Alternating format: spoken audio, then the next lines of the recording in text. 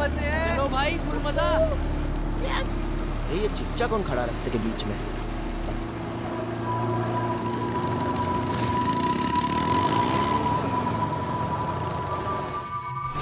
चिल्लाओ मत, तेज बाइक मत चलाओ, नियम नहीं मालूम? अरे क्यों ट्रैफिक हवलदार बन रहे हो चिच्चा? आया बड़ा हमें नियम सिखाने वाला। गौरव शिखर चलो।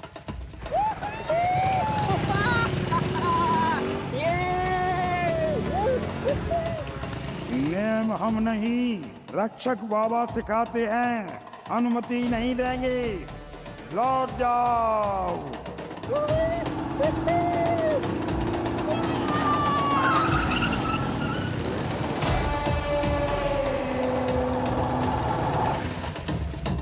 रक्षक बाबा निवास स्थान और ये सारा चढ़ावा, ये तो वही है ना जो उस बोर्ड पर लिखा था और बाबा ने कहा था। यानी अनुमति मांगनी होगी, लेकिन कैसे? अबे घर है या घर का कंकाल, और ये रास्ते के बीच में ये ऐसा सब कौन बनाता है यार? ऐसी अतरंगी जगह पर आकर अपना निशानी बिना तो बनता है ना। बनता है बनता है। निशानी। मानव, गौरव, यार चलते हैं यार प्लीज। ये क्या चीज है? मानव प्लीज चलते हैं यार। क्या है ये सब पगलापंती? ये मिली अपन को अपने काम की चीज। मानव प्लीज, गौरव चलते हैं यार। रक्षक बाबा की रेसिंग बाइक। चलते हैं यार प्लीज, कोई और रास्ता लेते हैं। अबे फट्टू चंद, दिखा दी ना तूने अपनी औकात, यहीं से जाएंगे। गौरव समझाना इसको भाई। अरे यार क्या बकवास कर रहा है? तुझे लौटना ना तो तू लौट जा, हम तो यहीं से जाएंगे। यार प्लीज मानव, गौरव, यार दूसरा रास्ता लेते हैं ना यार प्लीज। तू रहने दे।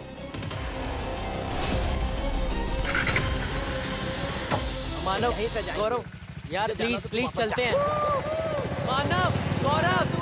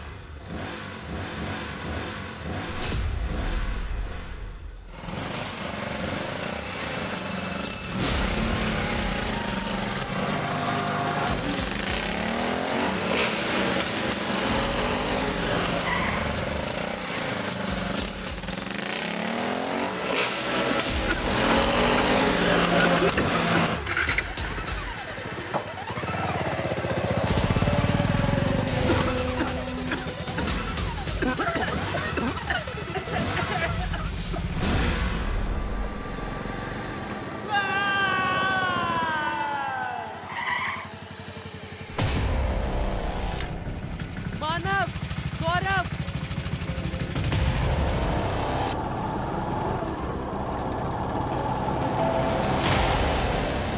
मानव, गौरव,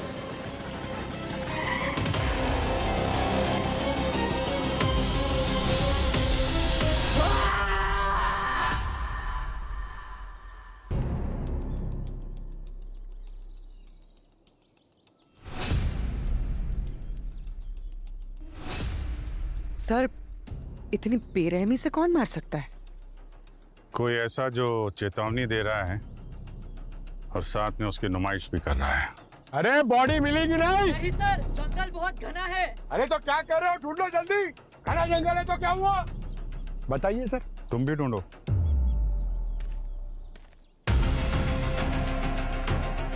वो तीसरा लड़का? सर ये रहा वो तीसरा लड़का जिसके बारे में हम बताए थे, जो बच गया था, उन दोनों लड़कों के साथ था और भागते हुए थाने आया था। अरे क्या नाम बताए थे जी? शिखर। शिखर, हम जानते हैं तुम्हारे लिए थोड़ा मुश्किल है, पर तुम्हारे दोस्तों के कातिल को पकड़ने के लिए तुम्हारी मदद लगेगी। कल रात क्या हुआ था बताओ। सर हम तीनों बाइकिंग ट्रिप पर निकले थे, हम मस्ती करते हुए जा ही रहे थे, लेकिन फिर चिल्लाओ मत, तेज बाइक मत चलाओ, नियम नहीं मालूम? हमें रक्षक बाबा वाली बात मान लेनी चाहिए थी। चौरसिया जी, ये रक्षक बाबा की क्या कहानी है? अरे बहुत पुरानी कहानी है सर। पन्ना लाल नाम का एक आदमी था जो यहीं रहता था, अपना घर बनाना चाहता था। एक दिन भरी बारिश में बाइक से निकला और इसी फ्रेम से टकरा गया। सर उसके बाद उसकी गर्दन अलग हो गई उसके बाद सर इस फ्रेम को जिसने भी बनाने की कोशिश की वो बचा नहीं सर, मर गया। इसी रोड की रक्षा करता है वो, लोग उसे रक्षक बाबा बुलाते हैं। उसके बाद लोग यहाँ से जाते हैं तो अगर कोई खतरा होता है तो कोहरा छा जाता है, बाइक की आवाज़ आने लगती है। लोग यहाँ से नहीं लौटते तो कभी नहीं लौटते सर। इसके पहले भी कोई मरा है यहाँ पे? कहानियाँ ही सुनी है, देखा तो हमने भी नहीं। अभिजीत सर, हाँ पंकज, बॉडीज मिली क्या? नहीं सर, टायर मार्क मिले। हाँ, ये देखिए, 1 2 3 टायर मार्क्स हैं सर। 2 वो लड़कों के होंगे और तीसरा वो भूतिया बाइक का होगा सर। यहाँ से आगे ट्रैक करना मुश्किल है क्योंकि ये झाड़ियाँ हैं सर। सर ये वहाँ आगे चेक किया? कहाँ से आई ये बाइक? वहाँ तो मल्टीपल टायर मार्क्स है सर, वहाँ तो पॉसिबल ही नहीं। हद तेरे की। सर ये अजीब सी बदबू नहीं आ रही है? हाँ, कुछ स्मेल तो है। पेट्रोल डीजल नहीं है, कुछ और ही है। रुक जाओ, आप अंदर नहीं जा सकते। ये बाबा का निवास स्थान है, हम पूजा करते हैं। 2 खून हुए हैं यहाँ, इन्वेस्टिगेशन तो करनी पड़ेगी सर। जानते हैं तुम्हारी इन्वेस्टिगेशन, लेकिन मरने वालों ने रक्षक बाबा का अपमान किया है। अनुमति के बगैर अंदर जाओगे तो दंगे हो जाएंगे। एक मिनट।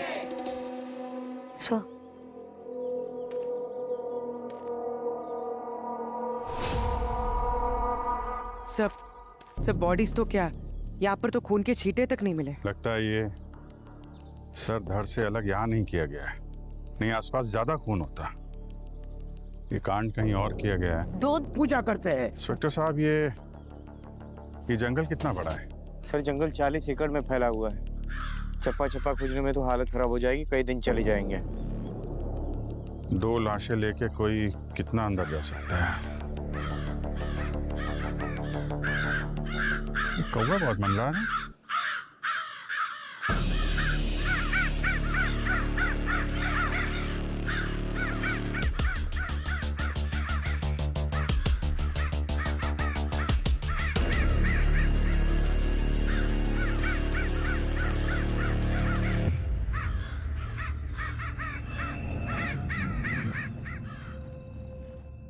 बस एक यूनिफॉर्म की कमी है पंकज, वरना एकदम पक्का बैक बेंचर दिखते तुम।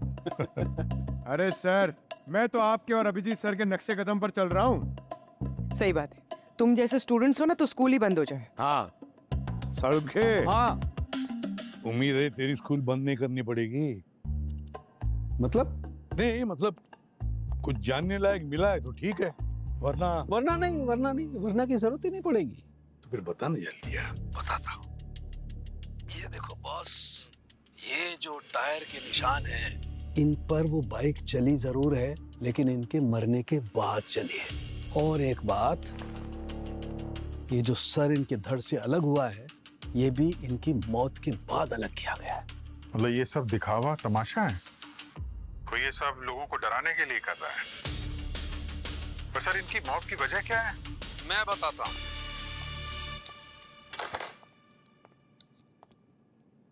ये देखो अभिजीत, इनकी मौत हुई है रैपिड हाइपोक्सिया की वजह से। दरअसल इनके खून में और इनके फेफड़ों में मुझे सोडियम अजाइड नाम का केमिकल मिला है, जिसकी वजह से इनके खून में जो सेल्स हैं उसने ऑक्सीजन अब्सॉर्ब करना बंद कर दिया था, इसलिए ये कोलैप्स हुए और कुछ ही मिनटों में इनकी मौत हो गई। अभिजीत, तुमने उस तीसरे लड़की के बारे में जिक्र किया था, क्या नाम उसका? शिखर। उसने उस कोहरे का जिक्र किया था। तो डॉक्टर साहब, अगर कोहरे में वो केमिकल आ सकता है तो फिर ये शिखर वो बच कैसे गया? दया, कोहरे में वो सोडियम अजाइड आ तो सकता है, लेकिन इनके केस में नहीं आया। मतलब ये कि वो जो कोहरे में जो स्मेल थी वो एक किस्म के एनेस्थीसिया की थी। और शिखर की मेडिकल रिपोर्ट में उसकी स्किन पर मुझे इस एनेस्थीसिया के ट्रेसेस मिले और इन दोनों को सोडियम अजाइड इंजेक्ट किया गया। समझ के एक बात बता, ये जो एनेस्थेटिक एजेंट जो इस कोहरे में था, कहीं इससे चक्कर भी तो आ सकती है, हेलुसिनेशन भी तो हो सकता है। तो कोई ऐसा तो नहीं कि शिखर ने जो बिना राइडर की मोटरसाइकिल देखी उसके हेलुसिनेशन हो? बस हेलुसिनेशन हो सकता है, भ्रम हो सकता है, लेकिन ऐसी चीजों का जैसे कोई तेज रोशनी हो या किसी चीज का कोई शेप बदल जाए, लेकिन यार जो चीज है ही नहीं वो दिखाई देने लग जाए, दैट्स इम्पॉसिबल। मतलब बिना चालक के बाइक सच में? मैं नहीं कह रहा सर, ये तो बाहर लोग कह रहे थे ना। अब किसी पुरानी मान्यता के पीछे छिपके उसने दो खून कर दिए, तो छुपाना क्या चाहते हैं ये लोग? कहीं ये कोई निजी मामला तो नहीं है? रिवेंज? क्योंकि इन दोनों की मुंडियां उसने लटकाई है, जिसने भी ये खून किया है दोनों की मुंडियां उसने ऊपर लटकाई है, कि ये दिखाने के लिए कि देखो मैंने कैसा सूट लिया, कैसा रिवेंज लिया है मैंने। दया, काम करो, ये दोनों विक्टिम्स की पूरा इतिहास निकालो, देखे तो सही। और अभिजीत, इस रक्षक बाबा के पीछे लग जाओ, पता तो करो कि रक्षक बाबा आया कहां से, शुरू कब हुआ, और इस रक्षक बाबा की कहानी की वजह से किस किस को फायदा होने वाला है। सर ये कौन है?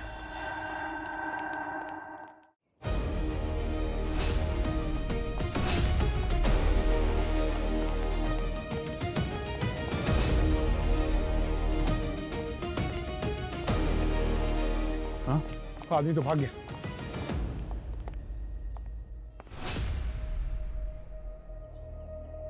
ये निशान पहले तो नहीं था यहाँ पे। कोई तो था।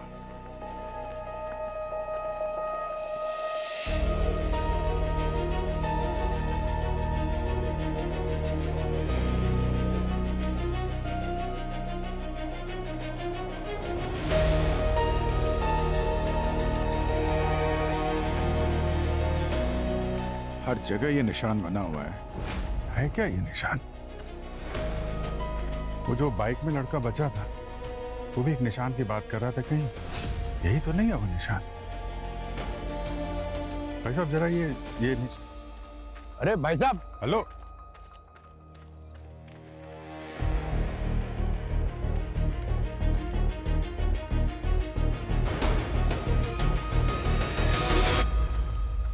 बेटा सुनना जरा,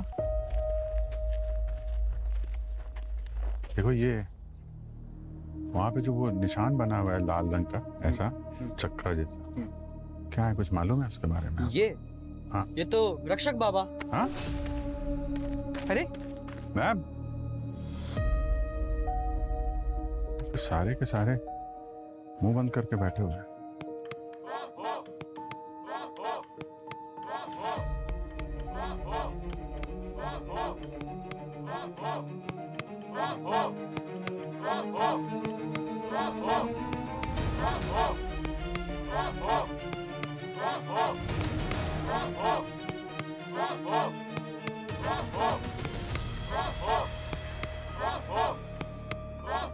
सर ये क्या है? कोई अंधश्रद्धा या डर? मास हिस्टेरिया कहते हैं इसे। एक विश्वास चाहे कितना भी अजीब क्यों ना हो, सबको अपने चपेट में ले लेता है। पता ये करना है क्या इन्हें विश्वास है कि रक्षक बाबा इन्हें बचाएंगे, या फिर किसी को डर है कि हम इसे एक्सपोज कर देंगे।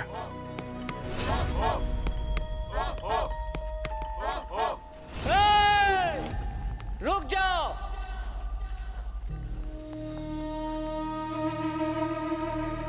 हिम्मत कैसे हुई तुम्हारी हमारे रक्षक बाबा का नाम लेने की और उन्हें ललकारने की? तुम बाहर वाले हमारे रीति रिवाज को नहीं समझते और न उनके सम्मान करते हो। तुम्हारे कारण हमारे गांव पे बहुत बड़ा प्रकोप आएगा। जाओ, चले जाओ यहाँ से। 2 लोगों का खून हो गया है, दोनों के सिर धड़ से अलग कर दिए गए। सम्मान और अपमान से ज्यादा जरूरी है खूनी को पकड़ना। अच्छा, तुम खूनी को पकड़ोगे, लेकिन कैसे पकड़ोगे? हमारे रक्षक बाबा के प्रकोप को भला आज तक कोई रोक पाया है?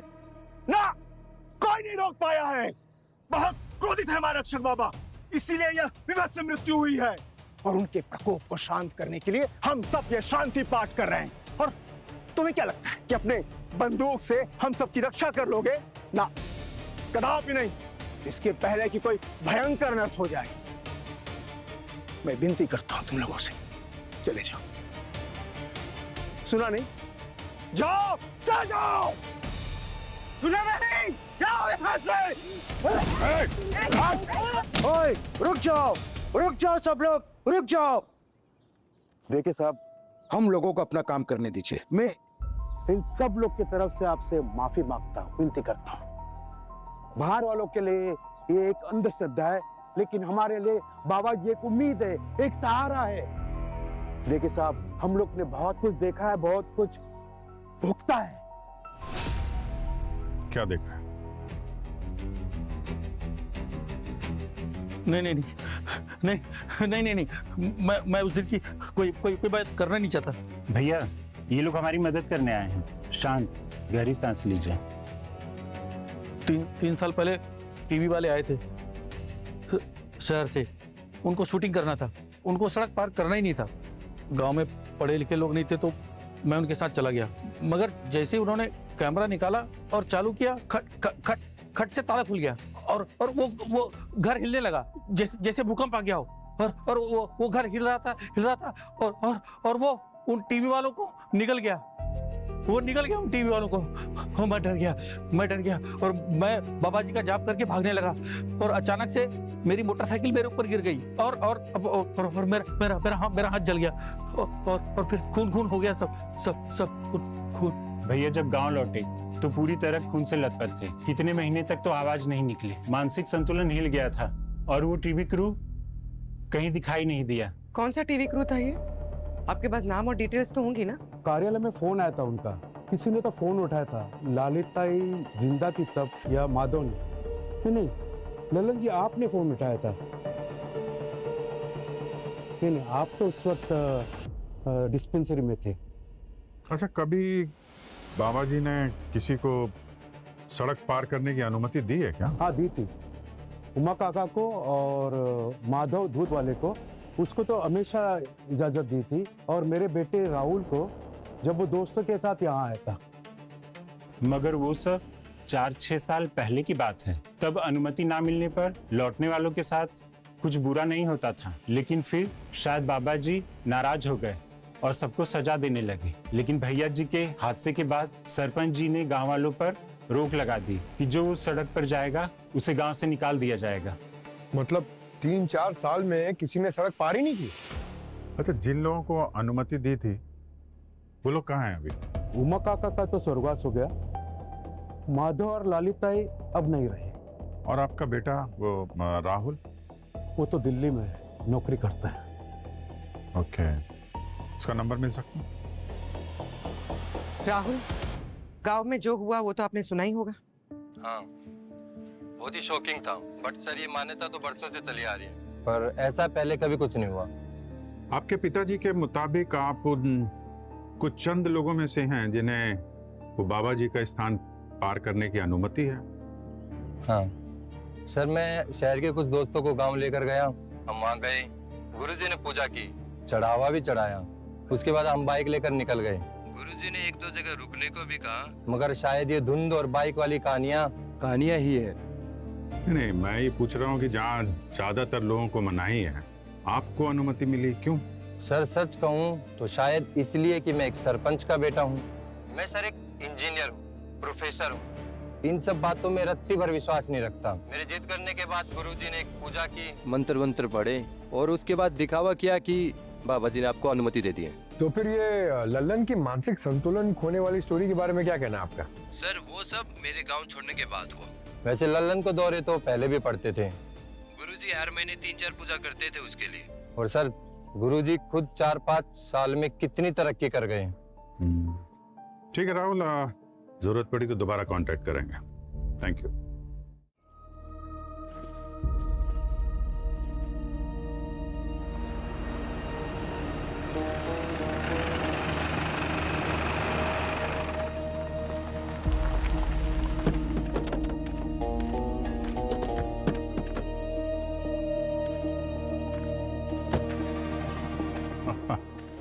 आइए आइए गुरुजी आइए।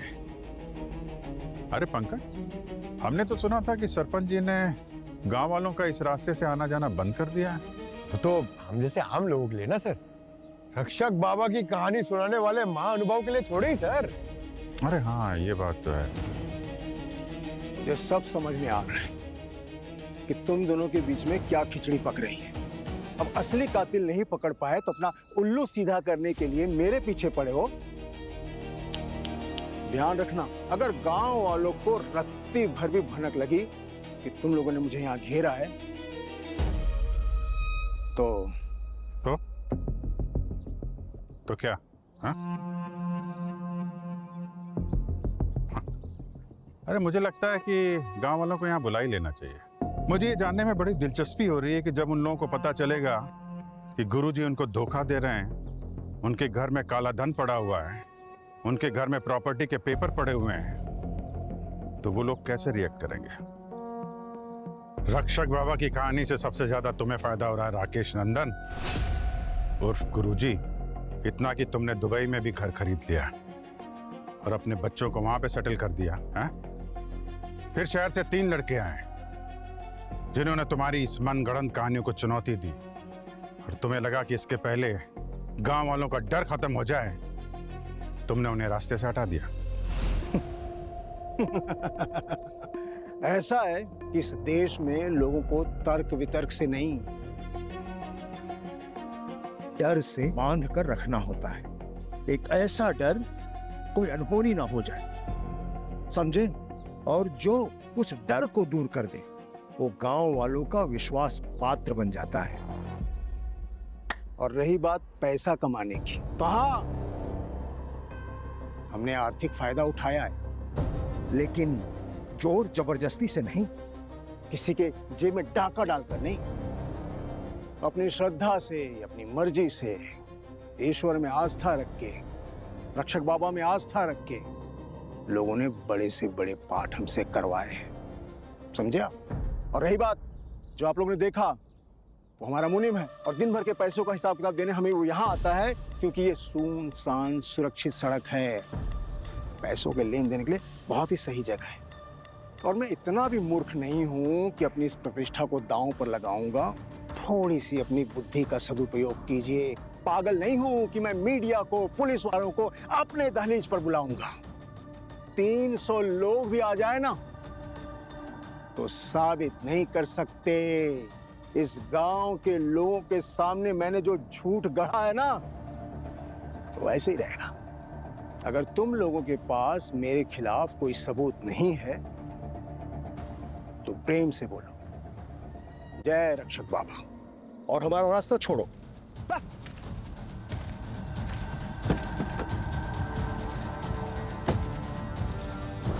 वैसे अभिजीत, उस पाखंडी गुरु की बातों में दम है, सही कह रहा है वो। पहले एक कहानी आती है कि गुरुजी की अनुमति लो, अगर अनुमति मिले तो ठीक, अगर ना मिले तो लौट जाओ। फिर आती है दूसरी कहानी, अगर लौट नहीं जाओगे तो गुरुजी का प्रकोप होगा, बहुत बुरा हादसा हो जाएगा। तो लोग बेचारे क्या करें? ये जो भी है ना, ये जो कहानियां बुन रहा है, वो उन गांव वालों को अपने काबू में रखना चाहता है और कुछ नहीं। सर, ये देखिए सर, मैंने उन लोगों की पूरी डिटेल निकाल ली है। बहुत गलत किया तुम लोगों ने, मैं तुम्हें सजा दे के रहूंगा। मेरी बेटी का ऐसा हालत किया तुम लोगों ने।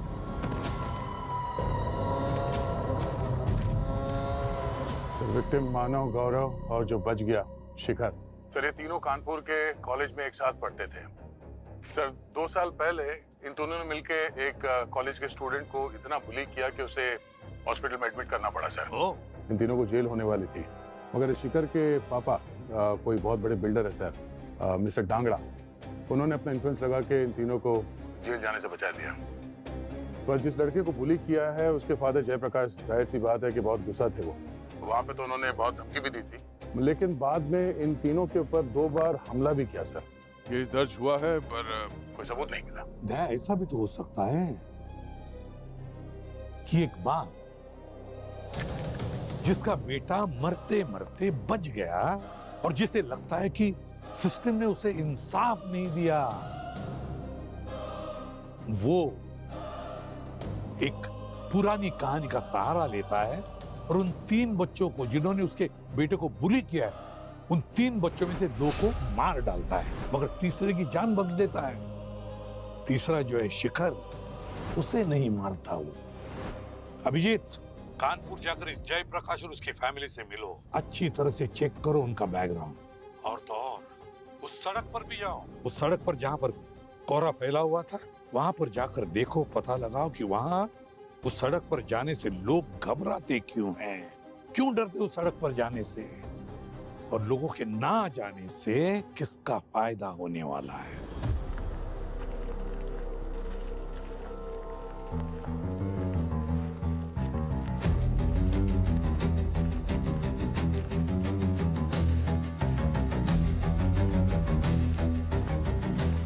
यहाँ पे कुछ वैसी स्मेल है, किसी उस दिन आ रही थी ना। केमिकल की स्मेल ना ये, लेकिन यहीं से क्यों आ रही है सर?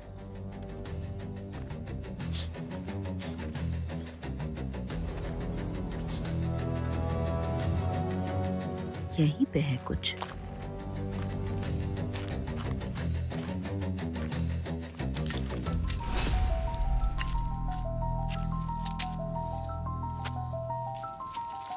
सर ये तो खेतों में इरिगेशन के लिए यूज होती है, इस जंगल में क्या कर रही है?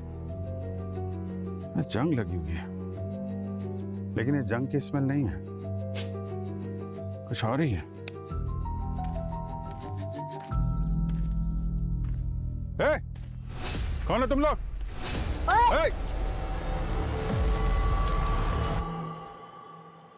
आप इन्हें पहचानते हैं?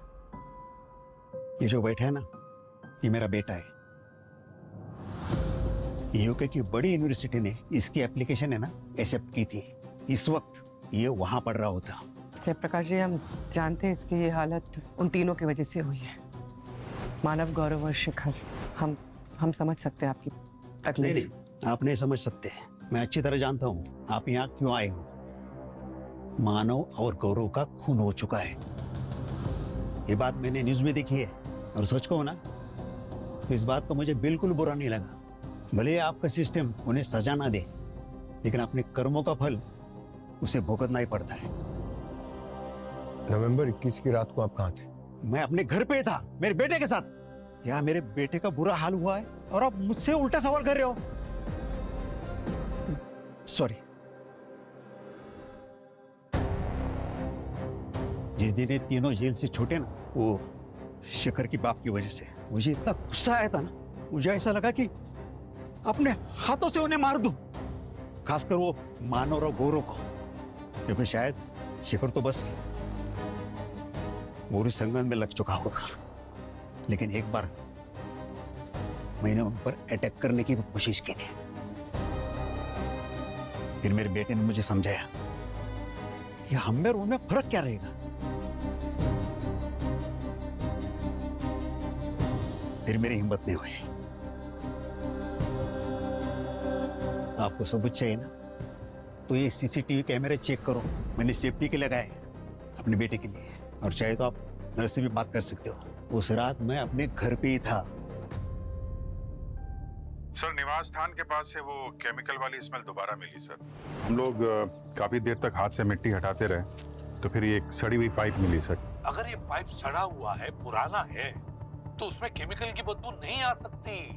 जरूर ये कोहरा जो है ना, वो उस सड़क पर उस पाइप में से ही छोड़ा जा रहा था। वो पाइप का इनलेट कहाँ से था, पता लगा? सर, ज्यादा खोदने के लिए फावड़े का इस्तेमाल करना पड़ता। मामला सेंसिटिव है सर, आस्था का मामला है, तो बिना किसी ठोस सबूत के ताले को छूना या निवास स्थल के अंदर जाना थोड़ा बवाल मच जाएगा सर। सर, इसके अलावा हमने सारी सड़क छान मारी। 1.5 किलोमीटर का रास्ता है, दूर दूर तक कोई झोपड़ा तक नहीं, और दूसरी तरफ हाईवे है। सर, हमें लगा कुछ लोग हमारा पीछा कर रहे हैं, तो हमने उनको पकड़ा। सर और कितना मारेंगे, पूरी बात तो सुन लीजिए। बताओ। सर हम लोग सरकारी कर्मचारी हैं, हम अपना काम करने आए थे। डर लग रहा था कहीं बाबा जी का प्रकोप हम पे ना बरस जाए।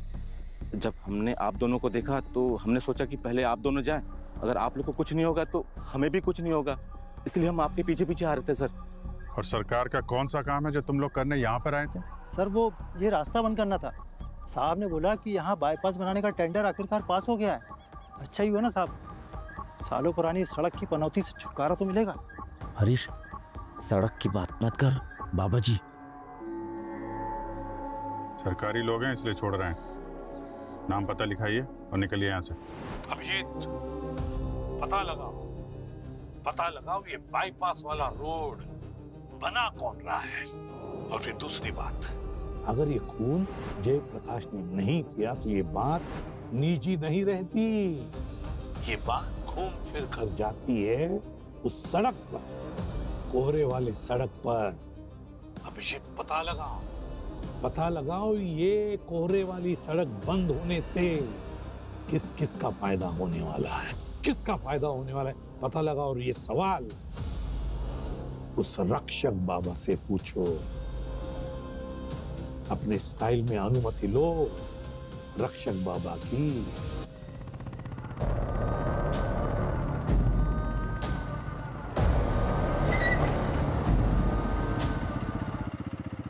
हाय गाइस, तो ये है फेमस खौफनाक रक्षक बाबा का निवास स्थान। कहते हैं यहाँ से अनुमति लिए बिना हम आगे नहीं जा सकते। चलो अनुमति लेते हैं। अरे अनुमति गई तेल लेने, मैं जा रहा हूँ यहाँ से। अरे कहाँ जा रहे हो? अरे हम रक्षक बाबा के वीआईपी गेस्ट हैं, चलो अंदर। चलो चलो। तो हम चले। चलो। घंटी बज गई। नहीं, चलो चलो चलो। कौन बजा रहा है? अरे मिल गई अनुमति, चलो आओ अंदर। अरे मजा आएगा, चलो चलो ना। ये देखिए, ये है निवास स्थान और ये है हम। ये लगता है छोटी छोटी बाइक्स को भी बाबा ने अनुमति दे दी। हाँ तो मिल गई ना अनुमति, चलो रास्ता क्रॉस करते हैं। Let's go. सो बाबा, don't forget to like, share and subscribe. Let's go. चलो।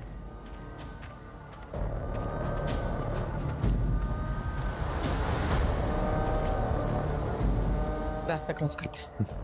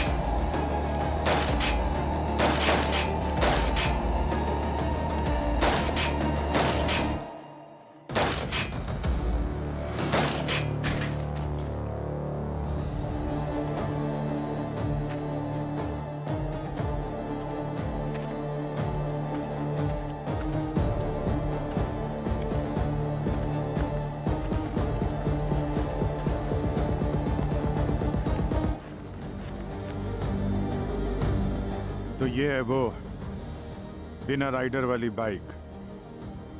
अब इसके राइडर का पता तो सालुंके साहब ही लगाएंगे। अरे क्या सालुंके साहब, रक्षक बाबा की बाइक साक्षात आपको दर्शन दे रही है और आप चिल कर रहे हैं। बाइक ही है ना, रक्षक बाबा तो नहीं है ना। और तुमने कहा यार मुझे बाइक के चक्कर में फंसा दिया। अरे भाई, मैं कंकालों से, मुर्दों से बात करता हूँ, ये बाइक से नहीं। इसके लिए मैंने ये mister Raghav, mechanical robotic engineer, इनको बुला लिया है। ये बताएंगे। बताओ भाई राघव साहब। सर, ये सेल्फ बैलेंसिंग बाइक है। इसके व्हील हर्ब में सर्वोमीटर्स लगे हैं और गैरो सेंसर्स भी। ये मॉडिफाइड ECU पर चलती है और इसका रिमोट सिग्नल लगभग 5 किलोमीटर तक जा सकता है। ये सिंबल, ये रोबोटिक की पुरानी तरकीब है। इसे इलेक्ट्रोल्यूमिनाइट कोटिंग से बनाया है जो हेडलाइट से सर्किट में जुड़ा है। जैसे ही इसके अंदर से करंट पास होता है ये ग्लो करता है। इन शॉर्ट, एडवांस रोबोटिक्स के मदद से ये बाइक बिना राइडर के चलती है और इसीलिए लोगों को लगता है कि ये भूतिया बाइक है। लेकिन प्रोफेसर साहब ये बताइए कि ये बाइक ठीक उसी वक्त कैसे आती है जब कोई और बाइक वो घर से 10 मीटर आगे चला जाता है? Good question. इसके रिम के अंदर ना सेंसर जुड़े हुए हैं। क्रिमिनल ने सड़क के नीचे प्रेशर सेंसर्स लगाए होंगे। जैसे ही उसके ऊपर से गुजरती होगी सिग्नल जाता होगा और बाइक एक्टिवेट हो जाती होगी। मतलब ये सिग्नल मिलते ही कोहरे वाला खेल शुरू हो जाता है जो घर की पाइप से निकलता है और 3-4 मिनट में बाइक दिखना शुरू हो जाती है। मतलब इस कोहरे के ड्रामे के बीच में बाइक को वहां पहुंचने का मौका मिल जाता है। ये हुई ना बात, मिल गया ना सबूत अब हमें। बस अभिजीत घुस जाओ बिन दिक्कत उस घर के अंदर और ढूंढो उस फॉग मशीन को और पता लगाओ वो बिन राइडर के मोटर बाइक का राइडर कौन है। कौन है राइडर? एक मिनट, तुमने किसी इंजीनियर का जिक्र किया था ना, सरपंच का बेटा? मैं सर एक इंजीनियर हूँ, प्रोफेसर हूँ। इन सब बातों में रत्ती भर विश्वास नहीं रखता। इस राहुल को मिलना पड़ेगा। लेकिन सर राहुल ये सब क्यों करेगा? और अगर वो दिल्ली में है तो वहाँ गांव में ये सब काम कौन संभाल रहा है? और सर वो बाईपास रोड और टेंडर का क्या? सर बहुत सारी गुत्थियां हैं सर। एक मिनट, बस मेरे पास ऐसा कुछ है जो आपकी इस गुत्थी को सॉल्व कर सकता है। एक मिनट, ये देखो, ये जिप्सम रेजिड्यू बॉस, ये मुझे इस बाइक के टायरों पे लगा हुआ मिला है। ओह, एंड यू नो, जिप्सम तो ऐसी जगह पर ही मिलता है जहां पर कंस्ट्रक्शन चल रहा हो, दीवारें चुनने के काम में आता है। पंकज, चौरसिया से पता लगाओ आसपास कोई कंस्ट्रक्शन साइट है क्या, जल्दी। हेलो हेलो, चौरसिया जी। हाँ सर। अच्छा, हम जहाँ पर है वहाँ से 3-4 मिनट दूर लगभग 2-3 किलोमीटर के रेडियस में कोई अंडर कंस्ट्रक्शन बिल्डिंग है क्या, बड़ी या छोटी? सर वैसे तो सारे नए कंस्ट्रक्शन 10 किलोमीटर से पहले हैं, लेकिन सर जंगल के एक दक्षिण की तरफ एक कंस्ट्रक्शन साइट है। सीधा रास्ता जाएंगे तो बहुत लंबा पड़ेगा, लेकिन अगर झाड़ी झंगाड़ी के बीच से जाएंगे तो शॉर्टकट है सर, तो जल्दी पहुंच जाएंगे sir. VDL builders sir. Sir 2 दिन पहले जो हड़बड़ी में बाईपास का टेंडर मिला है ना, उन्हीं को मिला है सर। इसका मालिक कौन है? सर ढांगड़ा नाम है, कानपुर का बिल्डर है सर। अच्छा ठीक है, थैंक यू। डांगरा सर? डांगड़ा।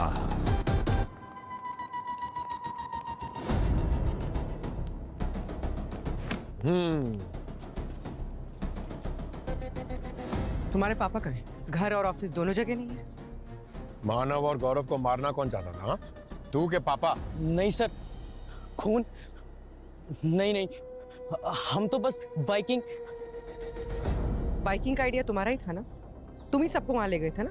नहीं, वो तो पापा ने कहा था कि बिलोर अच्छा है, बस निवास स्थान से दूर रहना। Very good. पापा को फोन करो, बोलो कि बेटा तुम अरेस्ट हो गया।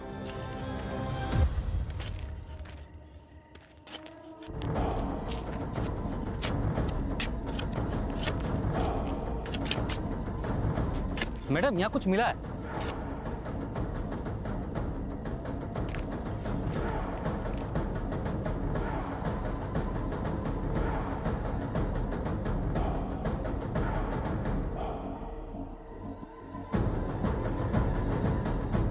सर, फॉग मशीन मिल गई।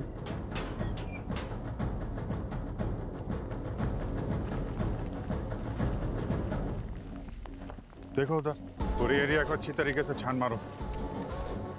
सर मैं इधर दिखता हूँ क्या?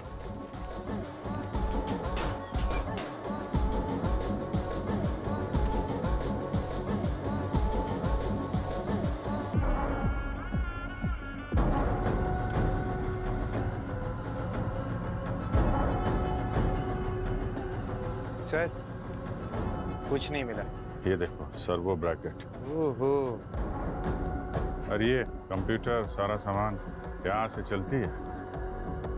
रक्षक बाबा की बाइक।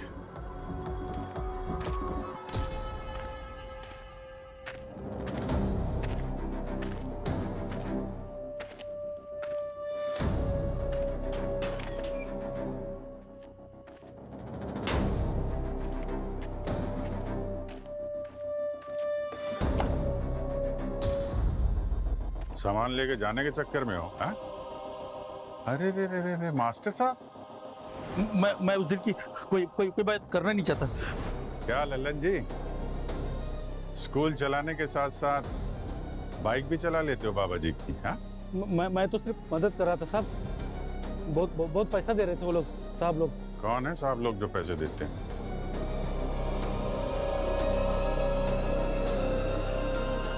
कौन है?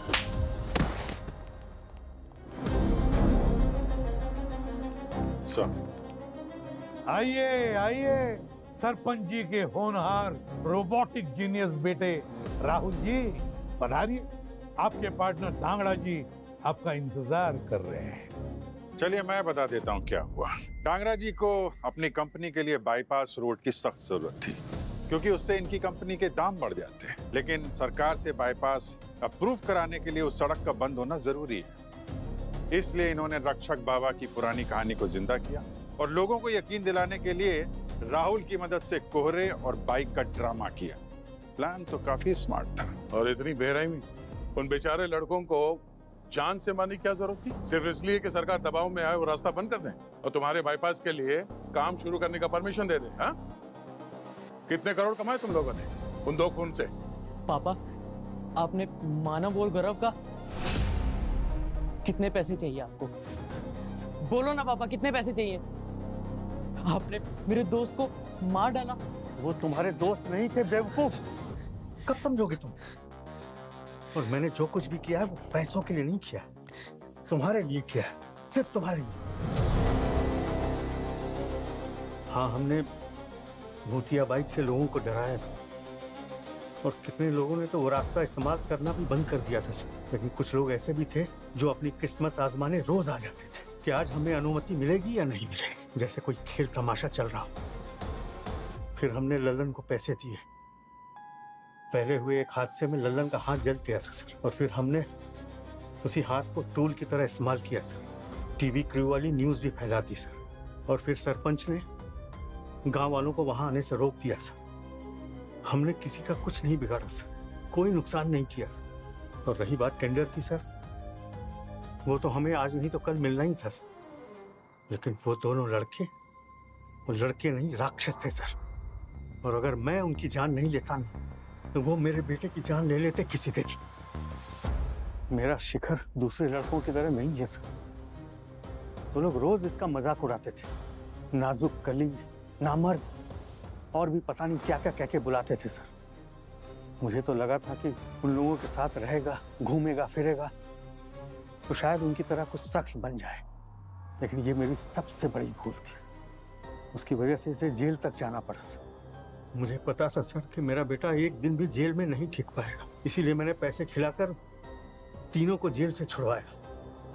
लेकिन जेल से निकलने के बाद उन दोनों की हिम्मत और बढ़ गई सर, और उन्होंने मेरे बेटे को इतना परेशान किया कि वो कुछ महीने पहले डिप्रेशन में चला गया।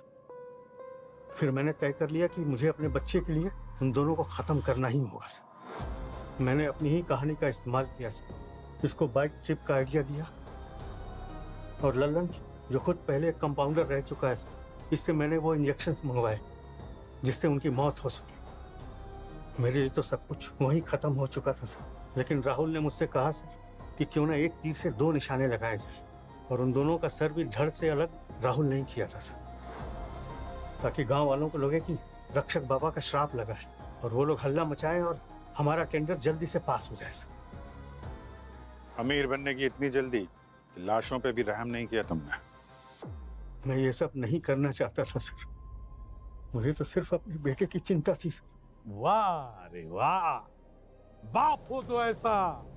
वाह, अगर अपने बेटे की इतनी चिंता थी तो उसे उन गुंडों का सामना करना सिखाते, उन गुंडों की जान नहीं लेते। और साथ में तुम्हारा ये पार्टनर रोबोटिक जीनियस राहुल, उसने तो उन दोनों के मौत का तमाशा बना दिया। अब जिंदगी भर आपका ये मासूम बेटा अपने आप को कोसते रहेगा कि मेरी वजह से 2 लोगों की जान चली गई, मेरे बाप ने उनका खून कर दिया, और तुम अपने आप को जेल में कोसते बैठना। ये क्या किया मैंने अपने बेटे के लिए।